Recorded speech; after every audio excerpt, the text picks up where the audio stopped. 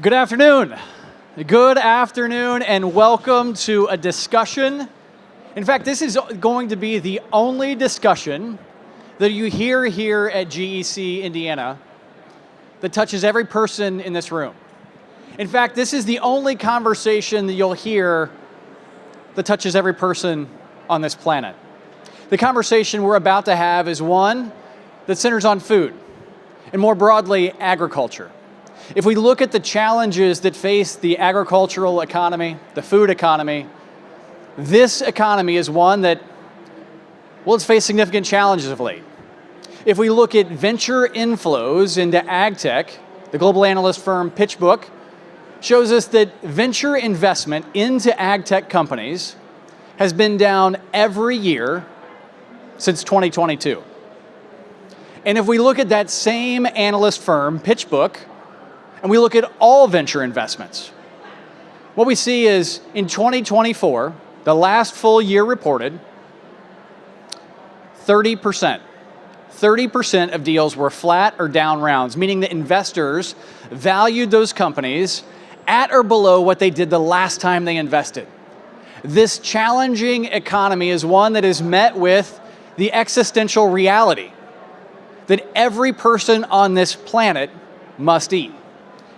And for every person on this planet to eat, we have to have ag and we have to have agricultural innovation. We have three leaders joining us today to help us walk through what is ahead in ag innovation. And joining me from left to right, Tim Beddington, EVP of Corporate Development, Corporate Strategy at Elanco. Elanco, the second largest independent animal health company in the world. Tim, great to see you. Thanks, Mitch. Good to be here. And Dr. Tom Green. Tom is the leader of Corteva Catalyst, the external innovation platform, as well as a venture fund tucked within inside Corteva. Corteva is the largest pure play ag company in the world. Tom has made 8 investments in the last year from Corteva Catalyst. And Tom, great to have you with us. Thanks, Mitch. Great to be here. And my new friend, Manuel Ron. Manuel is a longtime ag tech innovator, serves as president of an innovation agency. Manuel, it is going to be fun to get your perspective on how startups and big companies can work together. Oh, it's a pleasure to be here. Thank you. Tom, we have to start with you. When you look at Corteva, we mentioned that Corteva, the largest pure play ag company in the world, a company who invests $4 million a day into research and development. Just last year, you launched Corteva Catalyst, this external innovation platform, a venture fund. Give us a feel. How does a large publicly held company think about entrepreneurship and not just think about it, but turn it into action with a platform like Corteva Catalyst? Yep. Thanks, Mitch. And you're right. $4 million a day sounds like a lot. It is a lot, but it's still not enough. And I think as an organization, we recognize there's a ton of innovation happening outside of our organization. And we launched Corteva Catalyst in March of last year, really to access companies in a very strategic way, companies that can help us accelerate our internal innovation agenda for us. And so we really think that partnership between internal and external is really important.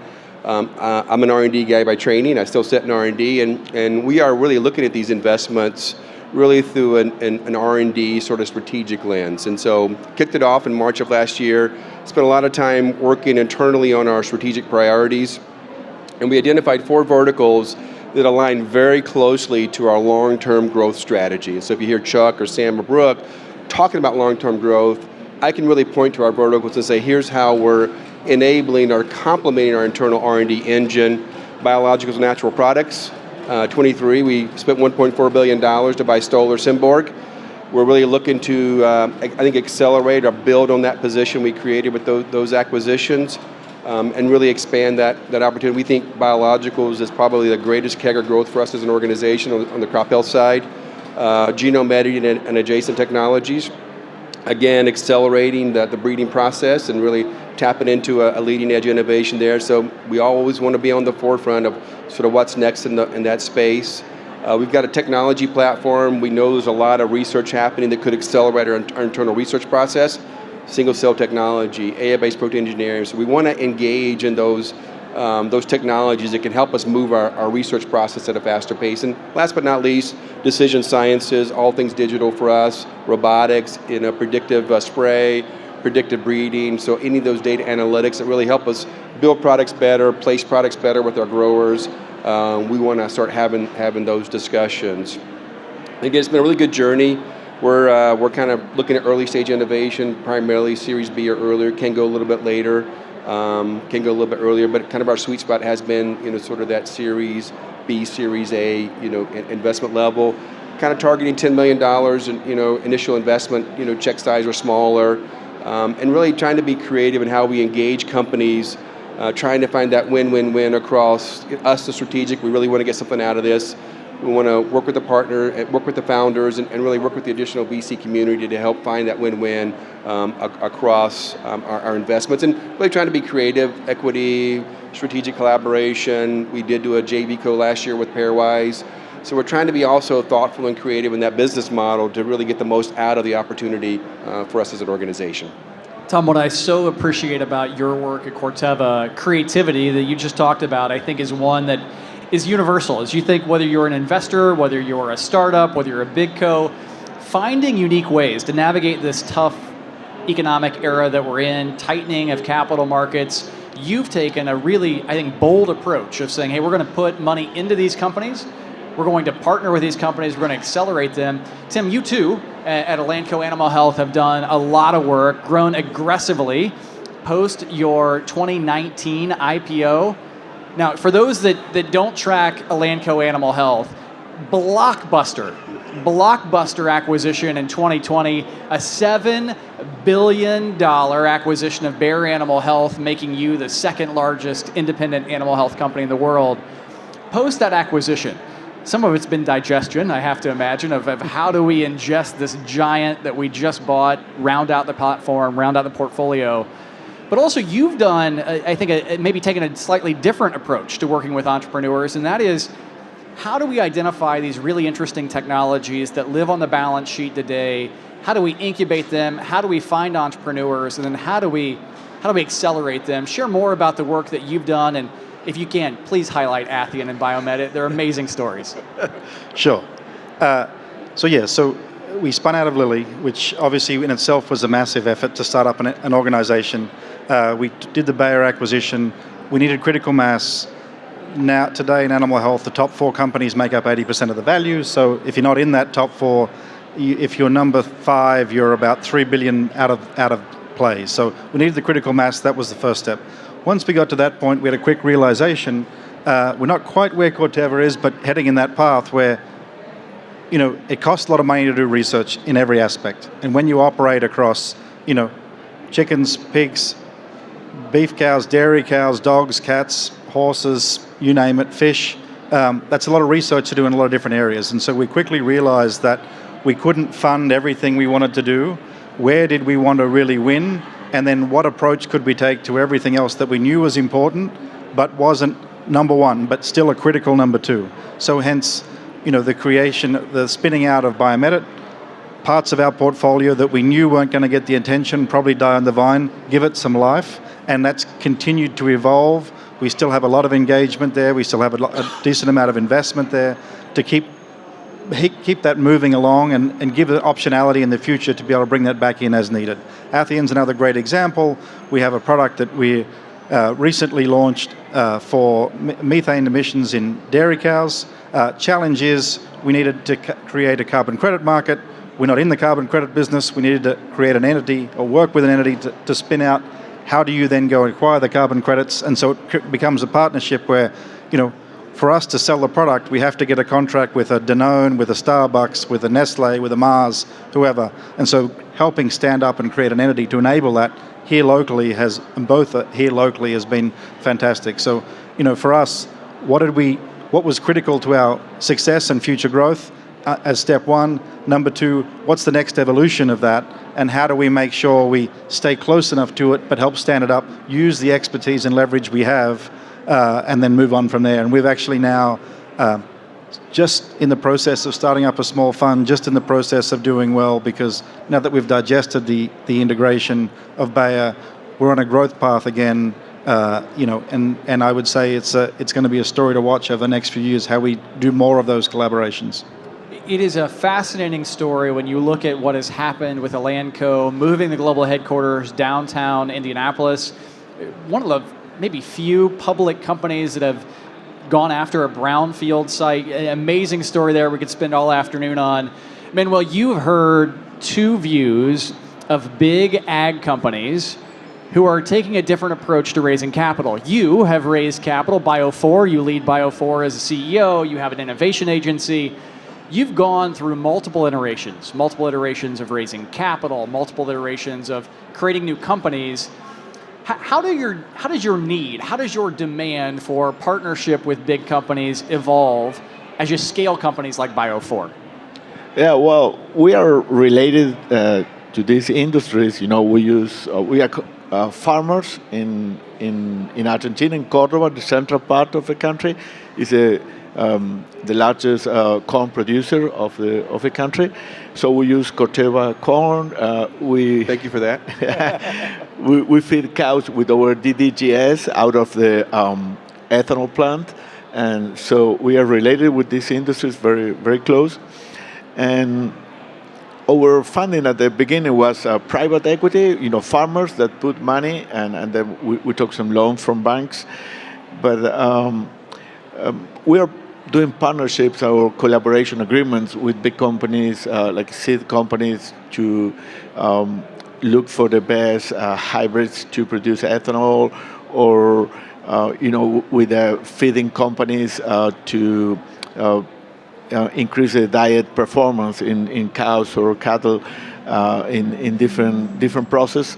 And our challenges for to partnership with big companies are mostly today in the international perspective. We want to grow international. We want to bring our technology for decarbonization, for reducing emissions into different companies. We produce ethanol, biogas. We're in the carbon neutrality business, so we're interested in carbon credits too. And our main challenge is to go international now, and I think to partnership with a big company or with a multinational company, it's our goal in the near future. You talk about scaling beyond those initial country borders, always a challenge, particularly in the current market environment. You look at the current market environment, certainly in production ag, an area that, Tom, you spend a lot of time in. The cost of production in many cases today is greater than the market commodity price, meaning that producers are losing money. And so anything incrementally that you can do to improve the economics at the farm gate, absolutely critical. It's clearly a barrier. Right? Overcoming that barrier of economics has to be one of the biggest challenges, but you three live this every day. What is the biggest barrier holding ag bioscience innovation back? And what's holding us back from overcoming that barrier? I'm happy to take a first shot here. I think as we look at the global environment in agriculture, I think regulatory systems and regulatory processes are a real challenge from an innovation standpoint. As you look at global markets, building a consistency across the globe of where products are going to go, where they're going to land, building some consistency there, science-based, sort of risk forward, streamlined. I would say regulatory networks that give some certainty for early stage investors and early stage startups that they can make that journey. It's a long and hard journey, and I think as startups look down the road and they say, boy, I've got to be in these geographies, all three of the regulatory systems are different. There's uncertainty of where my product is going to fall. Am I going to get it deregulated? It's hard for startups to make that journey, and I think as investors, you start looking at that uncertainty, it builds hesitancy on sort of, am I going to invest in this company early on because of that downstream regulatory risk? So I think one component, there are probably multiple components, is building a sort of a global consistency in product registration, that journey to product, a little bit more clarity on, and I think consistency and assurance that innovations are going to move forward at a regular pace and in a pace that can support innovation. Why is it so hard to overcome that? Well, what's the barrier? Is it politics? Is it? Well, I think it's a combination there. I think certainly politics is part of it. I think different countries have, I think, just different views on sort of products and and sort of how they want to position products in their country. And while we may or may not agree with that in every aspect, I think it's okay to have the different views, but building a consistent regulatory process that is, I think, sort of risk science-based, so that as an investor, as a startup, I know step 1, step 2, step 3, and it's not going to change. It's going to be consistent, and I know what I'm signing up for when I start that product journey. And I'll just add to that, regulatory is the number one challenge for us, and I'll get to the second point in a minute, but there was a point in time where the US regulatory agencies, because we deal with the EPA, USDA, FDA, we deal with all of them, where many countries would follow what the FDA in particular was the driver. Now you're seeing more countries follow the European approach, and I'll give you a good example. If we put a registration in both markets at the same time, Europe will be 1 to 2 years faster than the US in getting approvals. Wow. This was never the case 5-10 years ago. So that's the efficiency of the US regulatory environment is not very good, right? And so that creates a challenge where there was a global standard that countries would follow. Now more countries are picking and choosing. That global standard has been disappearing and it's much more localized, which makes it more challenging. The other thing on top of the regulatory environment that I would say, and the challenge of regulatory environment is you just need more people and greater understanding, but market access. Market access, I think, is a bigger and bigger part with consolidation at a farm level, consolidation at a corporate level, consolidation in terms of agreements between countries. Market access is more and more important, and I think that's where I'm going to have a consistent theme to some of my comments today. Collaborations become important because to bring innovation in, if you don't get access to the market, it takes way too long, and so working with companies, collaborations, engagements, early stage becomes more and more critical as market access gets harder and harder. I'm so glad you hit market access, because I think when you look at one of the challenges for early stage venture-backed companies, to be really specific, customer acquisition cost and go-to-market is the giant gaping hole that exists. Correct. And as consolidation gets greater, it's harder to get access. So, Manuel? And regarding cost, we as farmers, we produce commodities. We're always looking in cost, to reduce the cost, to be more efficient.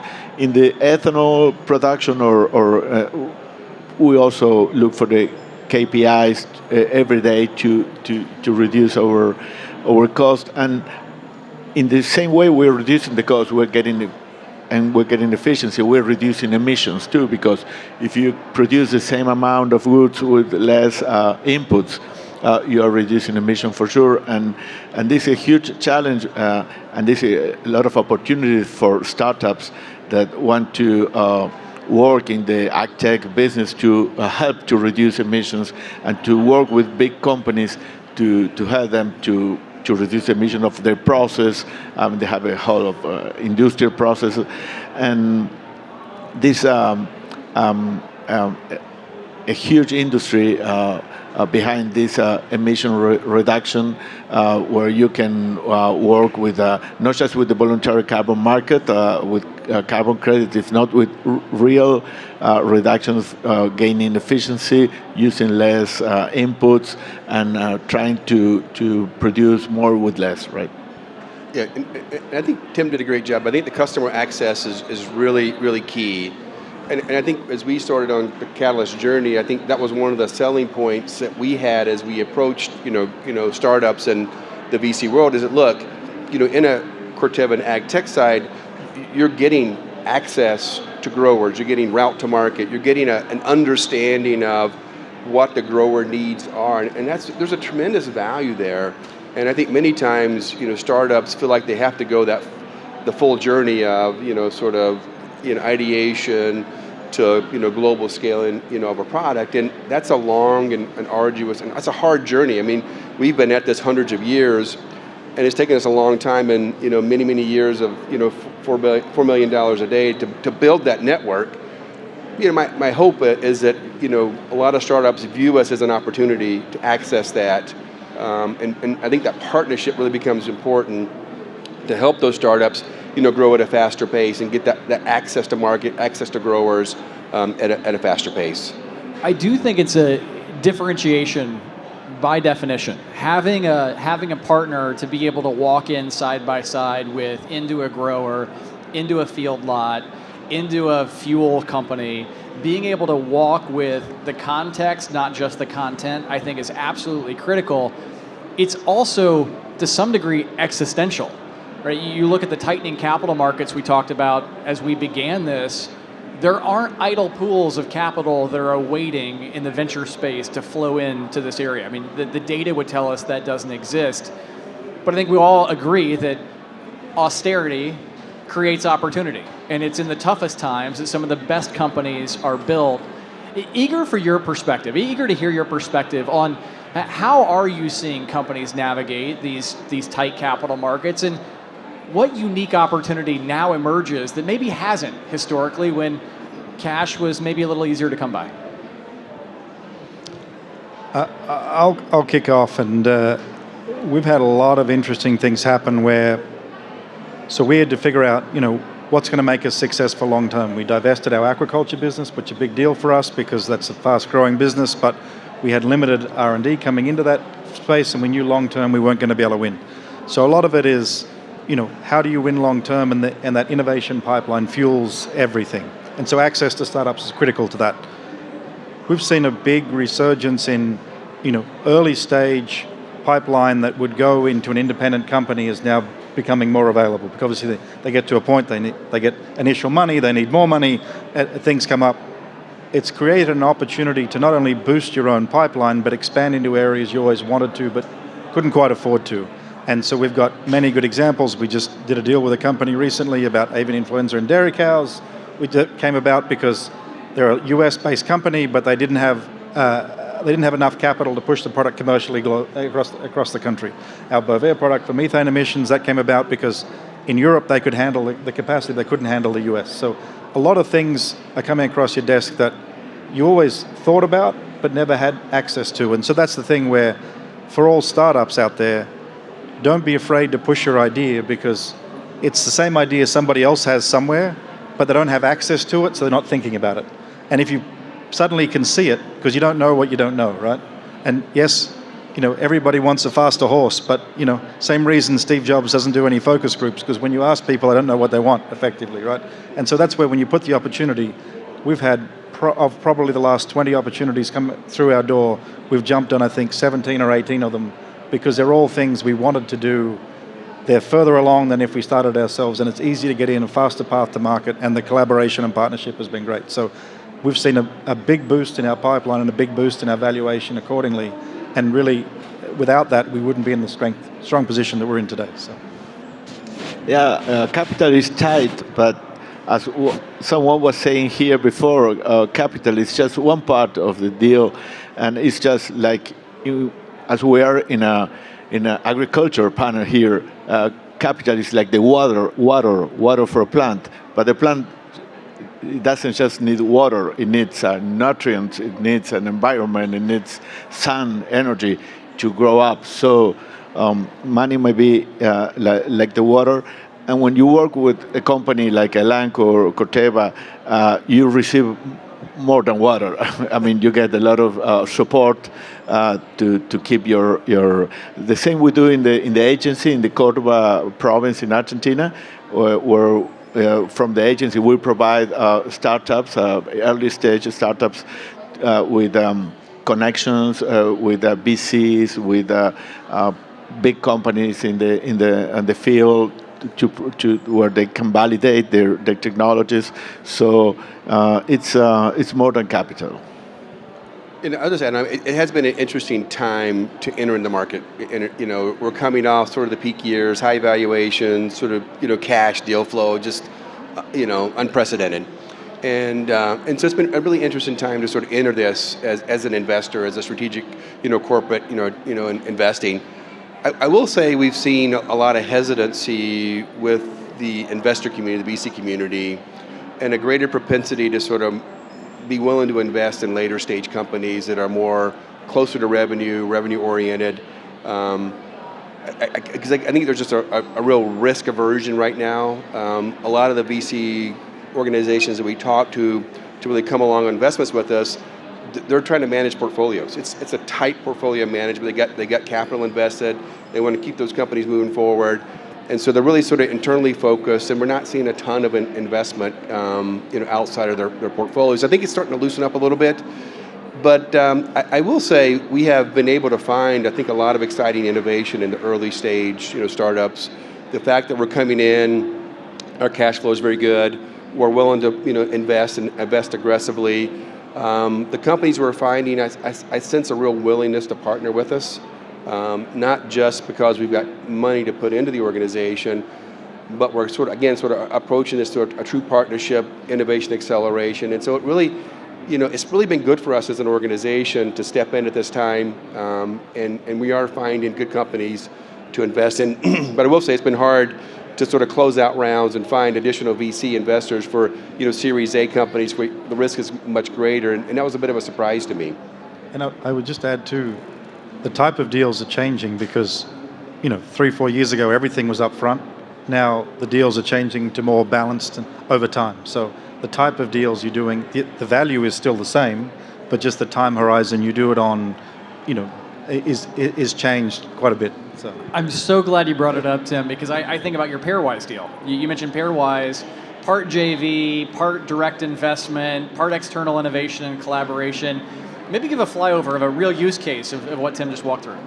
Yeah, it's a great example where we're trying to be somewhat flexible in our business model to extract the most value. And so we look at Pairwise, I'd say probably second to us. We're leaders in the genome editing field in ag. I'd say Pairwise, leaders as well. They bring a lot of skill sets and assets. So for us, we kind of looked at Pairwise as a way, 1 + 1 = 3. A lot of great innovation happening in Pairwise, and again, as a leader, you always want to partner with leaders, and innovators. And we felt like Pairwise was a really good innovator to partner with, and again, to hopefully continue to accelerate our foundational technology in genome editing, but also as a capacity play. They brought some real skill sets and sort of how they could transform, use genome editing to drive traits and technologies. And so for us, it was really, again, partnering with someone who is on that journey of developing traits and really gave us a nice acceleration. And again, working with individuals who were in the space, who come from the ag space, who know how to develop, traits and technology. So there's a real competency there. I think last but not least, and sort of part of the reason we did the equity investment, was sort of an eye into fruits and veggies. We talk about, our portfolio, and, I've been in the organization 26 plus years, and, we're always saying, where's the portfolio going to go next? Where's our next sort of, expansion?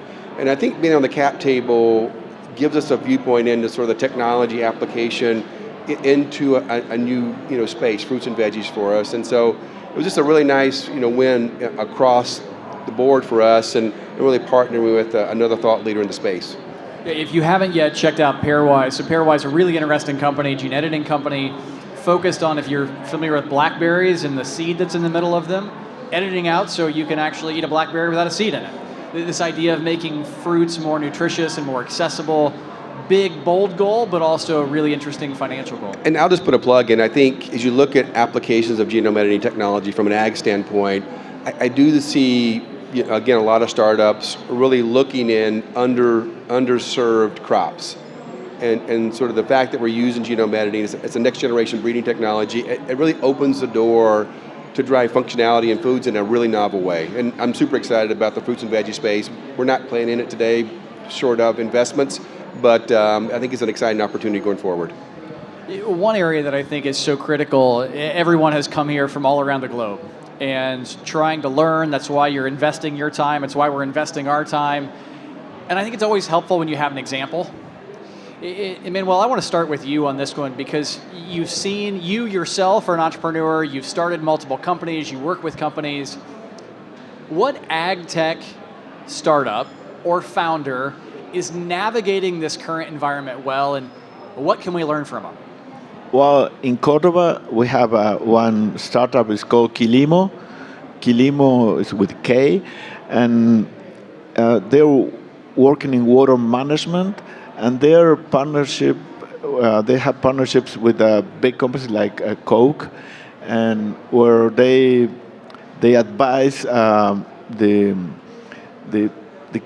some industrial companies what is happening with the watershed in their areas, and so in attempt to reduce the shortage, they create water credits from farmers. Farmers that save water might be issue water credits and receive money for this from the big companies. So this is a business model, how this startup works. The startup was founded by the agency 5 years ago, and it's working very well. And part of this success is because of the partnership with big companies like Coke. Powerful. Tom? Yeah, I would say, again, early days for us. We're going on a little bit over a year old. We made 8 investments. And I think what's exciting for me is I can look at all 8 of those investments and say, there's a strategic opportunity here for us. If this technology is successful, this company is successful, they can have a real impact on our internal pipeline and accelerating our innovation journey. And so that's an exciting point for me. But as I look at our portfolio, I would say there's clear maturity differences in companies. And I would say one company that we've invested in, who has a clear technology difference or technology angle from a biological standpoint, very mature leadership team. They really understand the market dynamics. They're making their first product entry into the marketplace. So they've demonstrated they can go on that journey. I think the leadership team's rock solid. And they're really managing the organization exceptionally well. And you see that maturity from a leadership team. And again, for me, early days, it makes me acute and aware of that as we look at investments going forward, that leadership mentality, that leadership stability, understanding market, understanding IP, understanding regulatory, and that demonstrated ability to lead the organization forward and drive products. I do see differences, and I will say we've got some companies that stand out in that perspective. I don't dare go to the point of calling it pattern recognition, but to some degree it is, right? Well, what are the attributes of these companies and what works? I would just add that I feel like those that are doing it best right now, there's a number of CEOs that I work with that I know that are like, I want that one big idea, and they focus on that one big idea. I feel like those that are working on the 10 small ideas are having more success than the one big idea, because that one big idea, 50-50 chance it fails. Of those 10 smaller ideas, 50% plus are going to work. Your odds of winning are much greater, right? And so that's been my learning through some of the challenges with capital. Everything is those small ideas are adding up really quickly and getting a repeatability and a consistency. You build an internal engine on how to digest those, how to bring those in, and then suddenly it becomes not so hard, right? And so both to work with from the outside in and the inside out. And so I think that's getting away from that concept of what's that one big idea that's going to change the world to what are the 10 small ones that definitely will change everything. So. I don't know if you guys got a chance to check out Elliot Parker, who is on the main stage. Elliot wrote a book called The Illusion of Innovation. He talks about experimentation. To that point exactly, Tim, I think he calls them cheap, fast, and weird. I think those are the 3 things that the experiments need to be, but lots of shots on goal. You learn every time you take a shot on the goal, and you progressively get better. And the more you take, the easier it is to get the big idea. That's right. That's exactly right. Now, each of you work across global markets. You see emerging markets, you see established markets. We've talked in abstract, in breadth, which is always fun because then I can sound like I know what I'm talking about. You actually have to do it in these markets. What are you seeing different? What does it look like in an emerging market versus an established market? And what does that mean for entrepreneurs? I would say, we talk about emerging markets, mature markets. When it comes to animal agriculture, particularly on the livestock side, the emerging markets that we talk about, they're not really emerging. They're leaders in livestock. Take a Brazil, for example, right? The largest exporter of beef in the world. So, when you look at what, you go to Asia and you look at Thailand, Vietnam, China, largest pig producers in the world, right? And so when I look at it, the so-called emerging markets, not really emerging, right? That's where the biggest infrastructure is, the biggest number of animals are, everything. And so for me, it's it's really interesting on how do you treat those markets, because the challenge we view it very simply. A lot of it's to do with seasonality and timing, right? So Southern Hemisphere, Northern Hemisphere, very different. Europe, incredibly different. US market, very feedlot heavy, very large dairy, size of the prize is much greater. But I would say, when you look at the efficiency of the Southern Hemisphere in agriculture, it's pretty impressive. And mostly grass-fed, but I think that's such a great opportunity to improve productivity. And you've seen it happen in the US, you've seen it happen in other parts of the world, but I think Europe is a real challenge. And so Europe, I think, is a real struggle from an agricultural perspective, but I think, Latin America in particular, Australia, New Zealand, and then you go into Southeast Asia, big opportunities, depending on what you're in. Southeast Asia's swine and poultry, Latin America's poultry and cattle. I mean, so it's different geographically, but I think the opportunities are massive because largest animal populations in the world. Probably biggest challenge is currency fluctuation in some markets is probably the only thing holding you back from materiality, but very mature market, very clear path to market, very good market access. But I think there's a greater opportunity, and the focus has been so heavily on the US. I think as we shift some of that focus to Latin America in particular, I think that creates big opportunities globally. My hunch is, Thomas, you're not going to disagree with the idea that the EU is a challenge. Just a guess. Yeah, very true. And I echo a lot of what Tim said. I think he framed it up well. I mean, 70% of our business is the Americas. Row crop agriculture. Brazil, great market opportunity for us. And I will say we do see, as we start looking at innovation, we do see a little bit of segmentation on innovation, driven by geography. I look at Brazil. There's a huge push for biologicals, and a lot of grower adoption, grower acceptance. Stoller, again, big acquisition. They had fantastic route to market in Latin America. And so I think we are seeing, and it's a digital, big push in digital. I mean, they got large scale farming there. So these digital applications, sort of fintech, really become important for them. And so I think that, the different geographies are driving slightly different, focus on where innovation's happening, what innovation's happening. And I would lastly, comment, I think, back to my earlier point on regulation, I think we're seeing a real push with biologicals in Latin America because you're finding a fairly favorable, straightforward regulatory framework in Brazil from a biological standpoint, and you're seeing that uptick in innovation in that space because of that. Manuel? Yeah, I think for the difference between emerging or developed markets are that in emerging markets, you may need sometimes a local partner to do business, to understand better, because in developed markets you have a better legal frame to do business with, and also I find a lot of opportunities in emerging markets too, because like they say recently, Brazil is a huge market, growing market. And Argentina has a lot of potential to increase their maybe to 30% the grain production. So there's more opportunities in emerging markets for startups too that want to develop their technology. By the way, if you have any agtech company that wants to validate their technology, you should come to Corteva, Argentina. We have a great environment over there, a great ecosystem to land your startup, your agtech startup. I would just add to it too, one comment about China. So China's a fascinating opportunity, massive numbers of animals.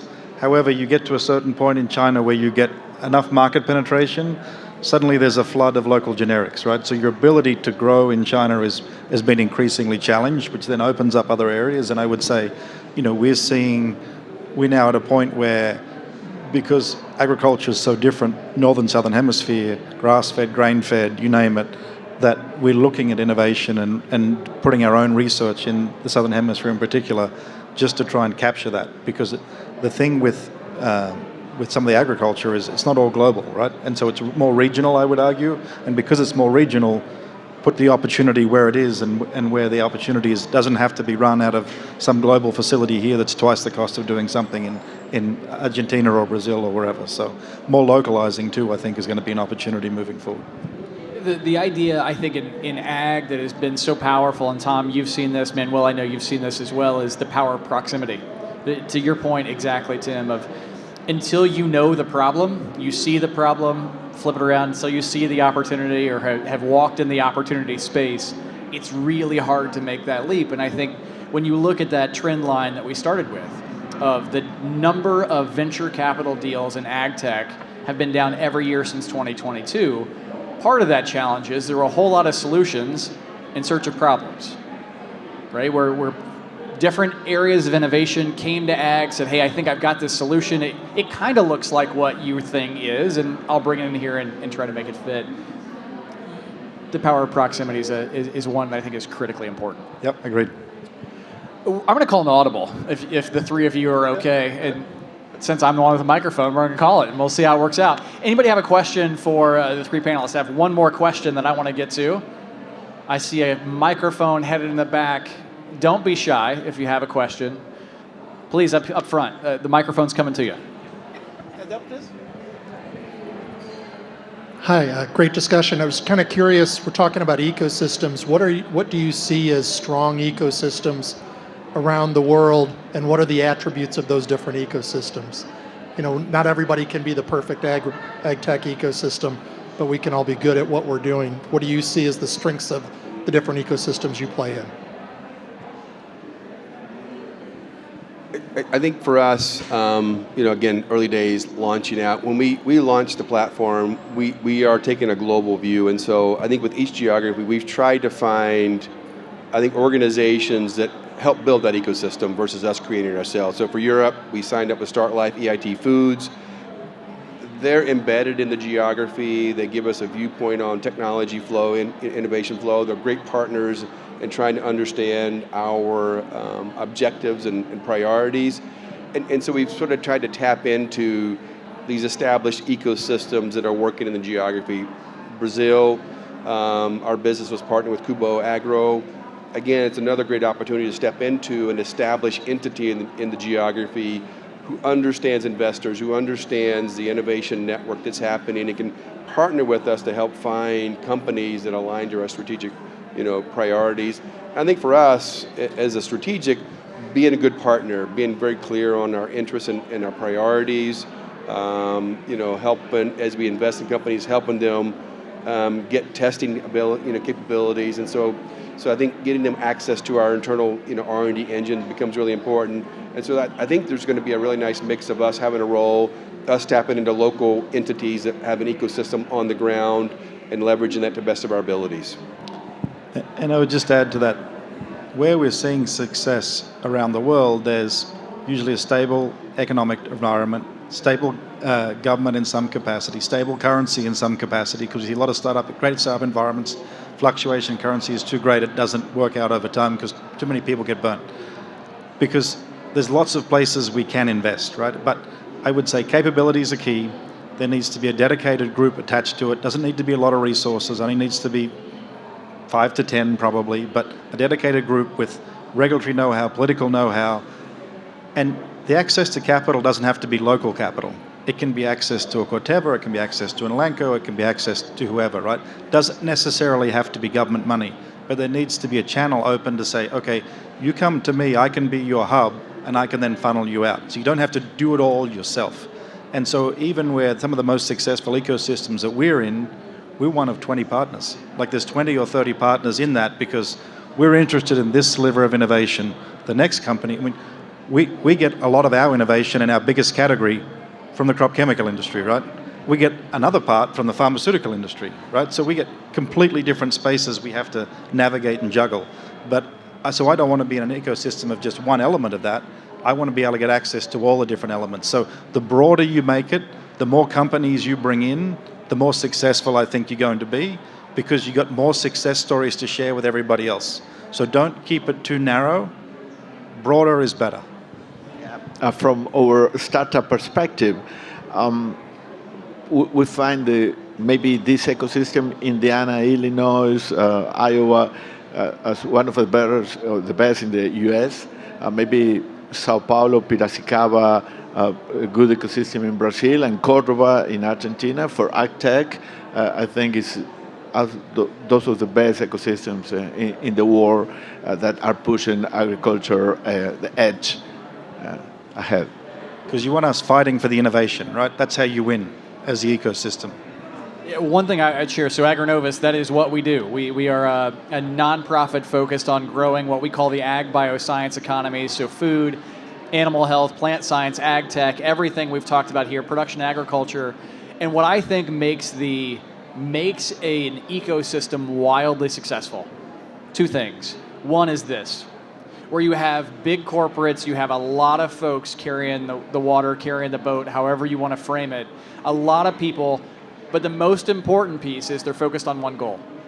You know, we set a big, bold goal to add $4 billion to the Indiana ag economy back in 2020, and we added 6 by the end of 2023.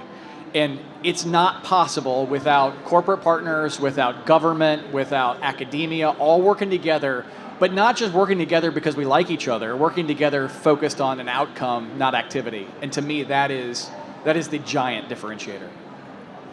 Any additional questions? Mitch, I was just going to quickly Please. add, I think there's a unique opportunity in the Indianapolis area.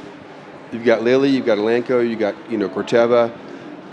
We're all linked by science and innovation. Amen. And I would say there's a lot of leveraging across technology platforms. I think Tim touched on it. We leverage platforms in pharma. We partner with animal health. And I think there's just a wonderful opportunity to sort of build the innovation network, and I really appreciate the work that Agronovus has done to help drive that. But I think there's a unique opportunity from an environment standpoint to really bring human, animal, ag together as a sector. I think the One Health play is key. That's the future of the ecosystem, and that's the future of success. It's not just one element. It's how do we all play together for a better world. All right, I see the light flashing, so we're going to do a really quick final question. Each of you have built careers in ag bioscience, ag tech, animal health. You've learned a lot. My hunch is you may have made a mistake or two along the way. What's the one thing you want everyone in here to walk out? What's a lesson you've learned that could be helpful? I would say, for me, after 26 years in the organization, just the realization, I always knew this leading biotechnology, that there's a lot of innovation happening outside of our walls, and we have to be able to tap into it in a constructive, effective way. I remember leading biotechnology, I used to say we should be accessing 30% of our pipeline external. We never got there. But to me, it's just been, as I sort of crossed over into the new role, just the realization that is true. There's so much innovation happening outside the organization. We need to be good partners and access that in the right way. Yeah, as we work in biological process, I think collaboration is fundamental. It's a very, very important. Perseverance and enjoy the journey because you never get to the end. And no matter how big or small you are, you can't do everything yourself. And you need partners and you need collaborations to be successful. Be okay with that, be comfortable with that. The quicker you get to that point, the faster you get past it, the faster you get things to market, the faster you make money, the faster people get happy. And so the more success you can have. But be clear on what makes you successful, be clear on where you need help, and go after it as quickly as possible. Speed and impact, Tim, I think are the two big pieces that I pull from that. And there is no single economy in this world that touches every person on the planet beyond this one. Everyone eats ideally 3 times a day, and this discussion that we just had has tremendous opportunity to affect the future of the food system.